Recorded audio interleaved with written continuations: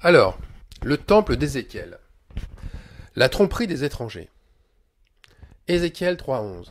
Va vers les captifs, vers les enfants de ton peuple. Tu leur parleras, et qu'ils écoutent ou qu'ils n'écoutent pas, tu leur diras, ainsi parle le Seigneur l'Éternel. Décidément, c'est un drôle de sacerdoce que d'exercer la mission de prophète. Ézéchiel, comme Ésaïe, comme bien d'autres aussi, à l'instar de Jean-Baptiste, s'adressent tous, en fait, à un peuple dont la majeure partie n'écoute pas ce qu'ils ont à leur dire. Le prophète est comme son maître. On lit ça dans Ézéchiel 3:7. La maison d'Israël ne voudra pas t'écouter, parce qu'elle ne veut pas m'écouter, car toute la maison d'Israël a le front dur et le cœur endurci. Donc chrétiens, juifs, tous les croyants en général, sont aujourd'hui dans cet état d'esprit, hautain, doublé aussi d'un cœur endurci. Quelle prétention de se vanter de tout connaître, et d'écouter uniquement les anges qu'ils ont placés haut dans le ciel. Leur croyance, c'est en fait une doctrine d'archange. Leur foi, elle réside sur du merveilleux, du surnaturel. Ils n'ont de conseils et d'enseignements à ne recevoir de personne. Uniquement ceux venant de l'ange. L'ange qui peut être céleste comme l'ange terrestre, qu'ils ont eux-mêmes élus. Alors pourquoi Dieu donne-t-il une telle mission à son prophète, s'il sait pertinemment qu'il ne sera pas écouté? Parler à des sourds, cela ressemble à un coup pour rien, une voix qui crie dans le désert. Eh bien, c'est parce que une minorité aura quand même un cœur travaillé, un cœur brisé. Quant à la majorité, elle, c'est un jugement terrible qu'elle reçoit. Car ayant combattu la foi de Dieu, ils reçoivent leur salaire. Le temple d'Ézéchiel est là, d'abord, en premier, pour faire réaliser la tromperie d'un peuple qui a vécu la captivité, l'exil, mais pour une juste cause. Cette cause, c'est celle de son orgueil, de sa vanité. Ça, c'est la dureté de son front. Et c'est la cause aussi de son idolâtrie qui lui durcit le cœur. La grande majorité, elle regarde le temple d'Ézéchiel comme un temple futur. Les croyants s'y voient, à l'intérieur, recevoir des louanges, célébrer la gloire de leur Dieu. Ils pensent que ce temple correspond à ce qu'ils vivront lors du millénium, où le Messie régnera avec eux. Et ils n'ont les yeux rivés que sur la gloire à venir, que sur les récompenses. Or, c'est là qu'il faut insister, quand l'Éternel demande à Ézéchiel que la maison d'Israël soit entièrement connue, eh bien Dieu a une toute autre intention. Je vous rappelle le passage. Fais connaître à la maison d'Israël tout ce que tu verras. Fais-leur connaître la forme de cette maison, sa disposition, ses issues et ses entrées, tous ses desseins et toutes ses ordonnances, tous ses desseins et toutes ses lois. Mets-en la description sous leurs yeux, afin qu'ils gardent tous ses desseins et toutes ses ordonnances, et qu'ils s'y conforment dans l'exécution. Mais aussi et surtout, qu'ils rougissent de leurs iniquités.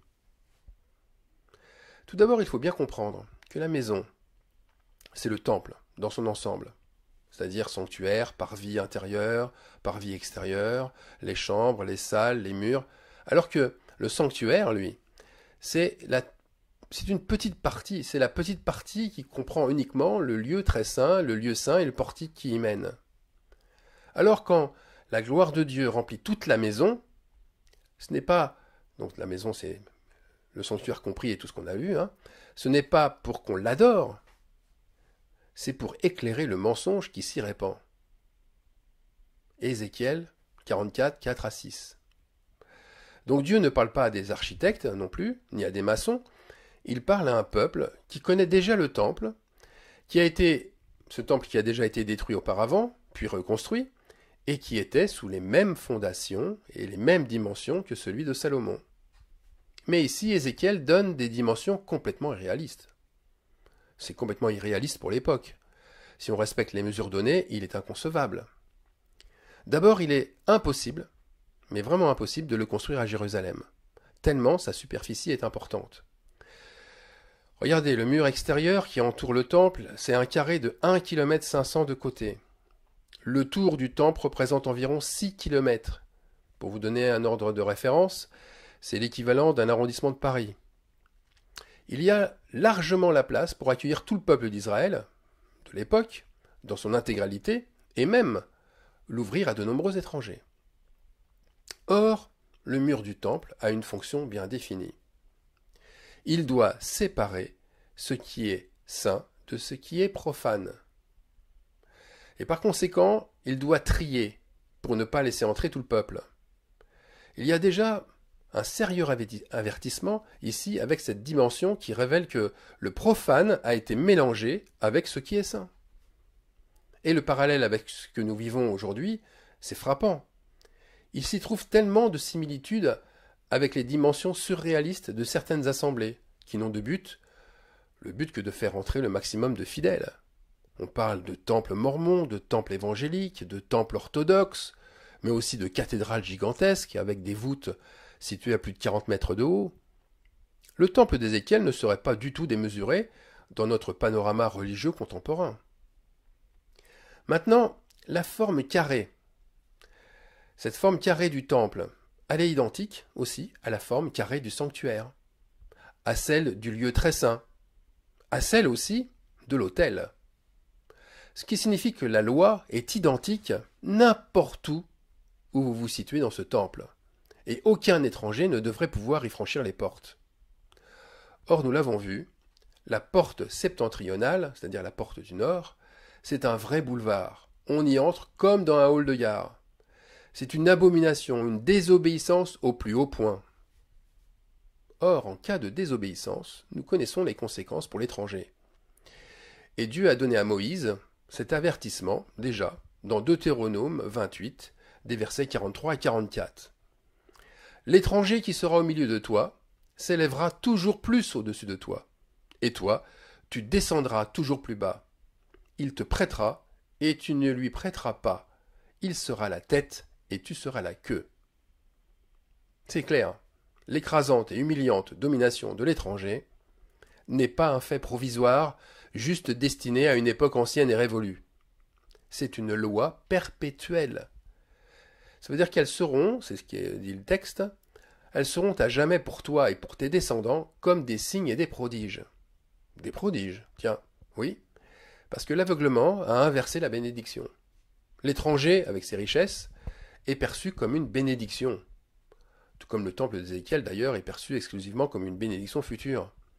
Or l'étranger, nous dit le texte biblique, forme un terrible joug. Regardez, l'Éternel ton Dieu te mettra un joug de fer sur ton cou jusqu'à ce qu'il t'ait détruit.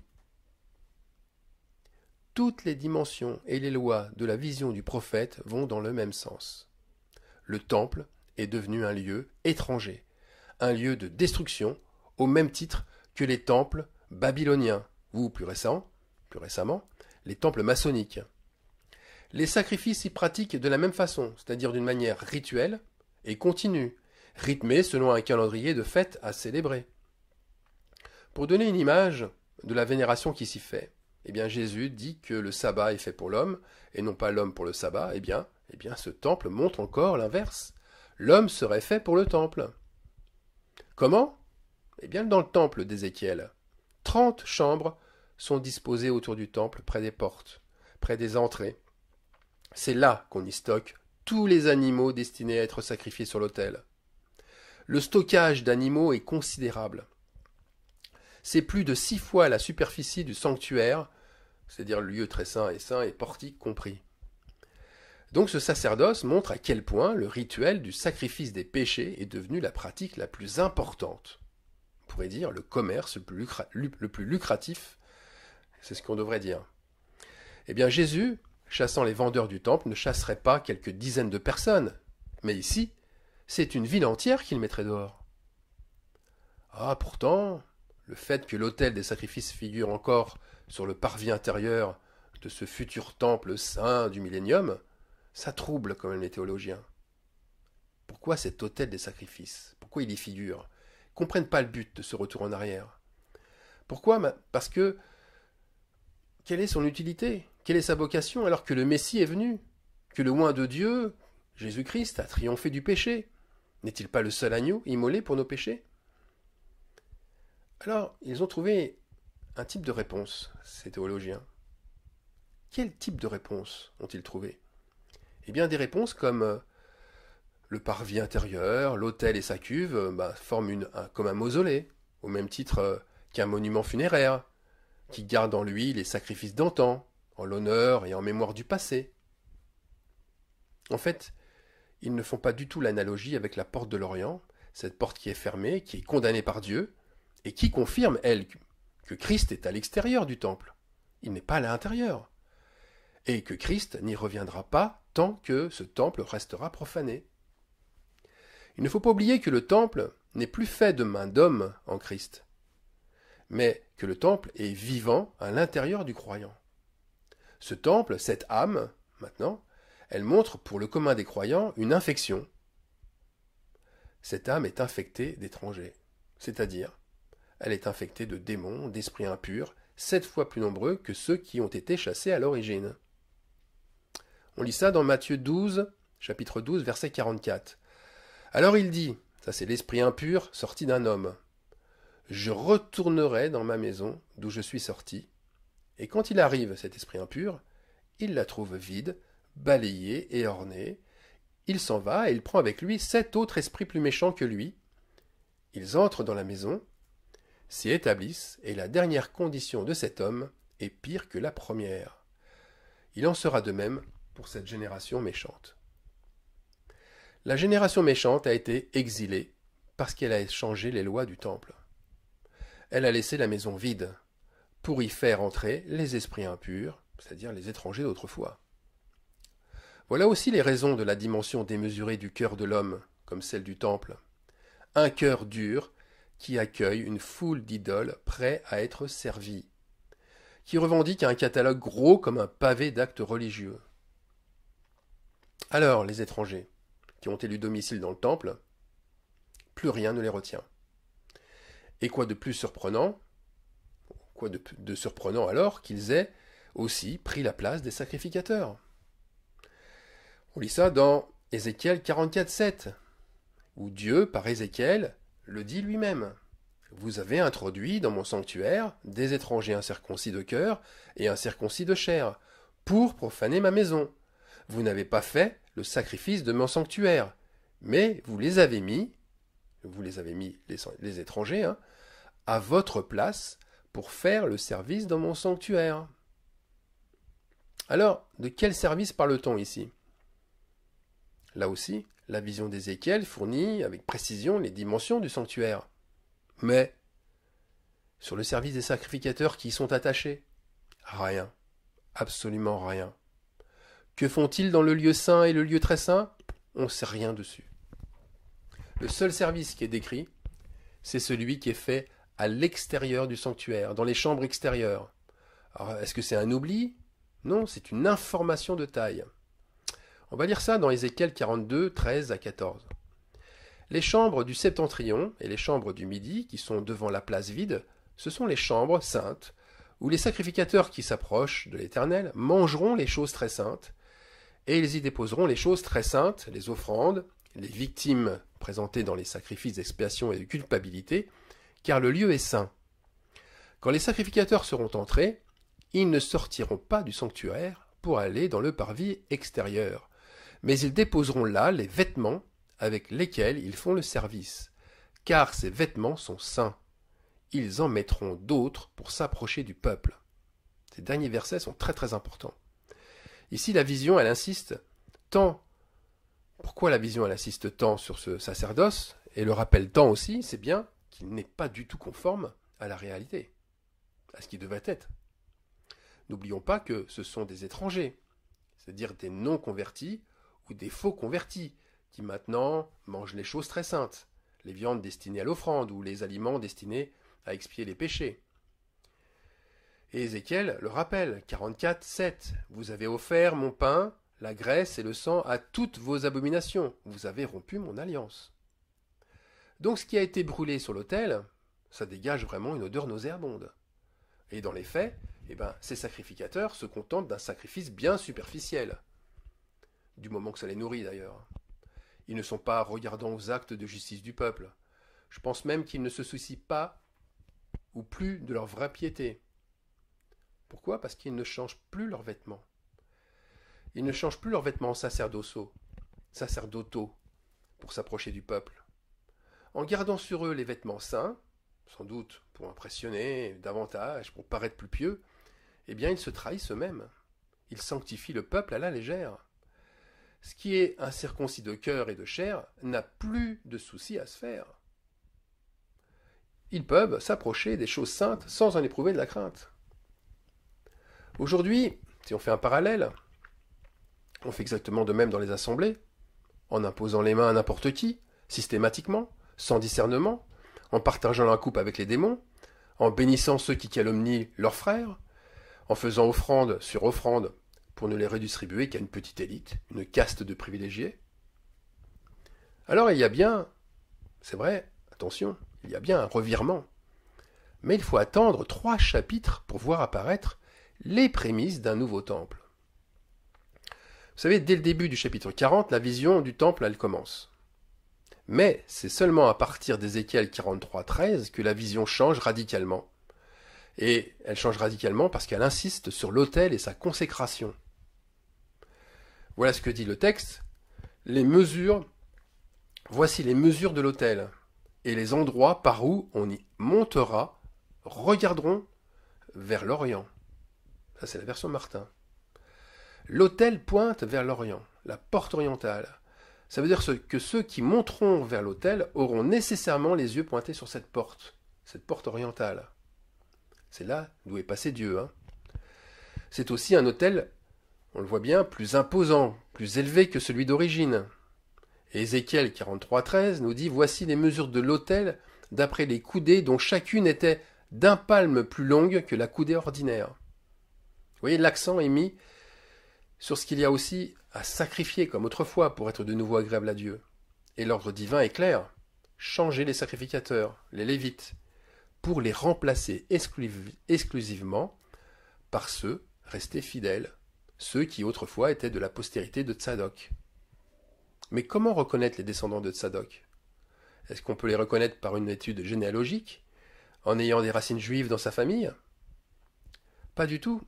Ces sacrificateurs sont de tout temps reconnaissables au fait qu'ils ont une foi intègre, qu'ils n'ont pas été influençables au point de suivre la voie du mal.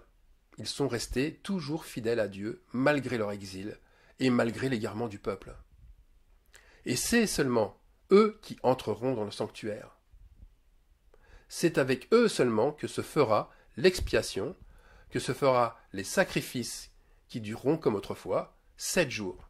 Et au 8e jour, dans le texte, on est à ce moment-là à la fin du chapitre 43, et au 8e jour, la repentance sera à nouveau effective. Cette loi est perpétuelle, et le chapitre finit ainsi, lorsque ces jours seront accomplis, donc c'est 7 jours, eh bien je vous serai favorable, dit le Seigneur l'Éternel. Alors le temple d'Ézéchiel, eh bien il devient un nouveau temple à partir de la restauration de l'autel des sacrifices, en premier. À notre époque, il ne s'agit évidemment plus d'y brûler des animaux, mais d'y brûler, spirituellement, sa propre chair, avec ses idoles, avec ses désirs, avec son caractère égocentrique, avec ses rêves de gloire, tout ça au feu. Et Dieu replace d'abord, dans leur fonction, les sacrificateurs intègres et fidèles, la lignée de Tsadok. C'est à eux de préparer le retour du Seigneur, en amenant un peuple vers une vraie repentance de 7 jours. Je vous lis le passage. Mais les sacrificateurs, les Lévites, fils de Tsadok, qui ont fait le service de mon sanctuaire, quand les enfants d'Israël s'égaraient loin de moi, ceux-là s'approcheront de moi pour me servir, et se tiendront devant moi pour m'offrir la graisse et le sang, dit le Seigneur l'Éternel. Ils revêtiront des habits de lin. Ils enseigneront à mon peuple à distinguer ce qui est saint de ce qui est profane. Ils lui feront connaître la différence entre ce qui est impur et ce qui est pur. Ils seront juges dans les contestations et ils jugeront d'après mes lois.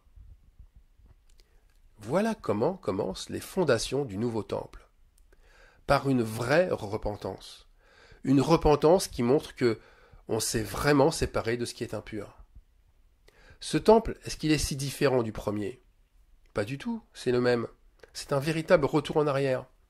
Et la grâce de Dieu est au prix d'un retour par l'autel des sacrifices, encore une fois, et n'en déplaise aux puristes de la grâce. C'est un renoncement qui plaît à Dieu, un véritable renoncement, et ce renoncement est approuvé par les sacrificateurs élus. Ce sont les seuls à avoir reçu de Dieu cet héritage, son esprit. C'est ce qu'on lit en Ézéchiel 44, 28. C'est donc par eux que la loi de Dieu est ici marquée au fer rouge. Alors je m'arrête là pour le moment, mais il y a tellement de choses à dire sur ce temple. Sa renaissance, elle montre encore bien des choses, notamment qu'il existe un sanctuaire, mais un sanctuaire caché, un sanctuaire dans le sanctuaire. Alors j'y reviendrai prochainement, si Dieu le veut, mais pour le moment, ce qu'il faut, c'est garder en mémoire le fait que le temple d'Ézéchiel, il montre un cœur étranger qui a bien besoin de chasser ses démons, qui a bien besoin de repentance pour exercer le vrai service divin. Amen.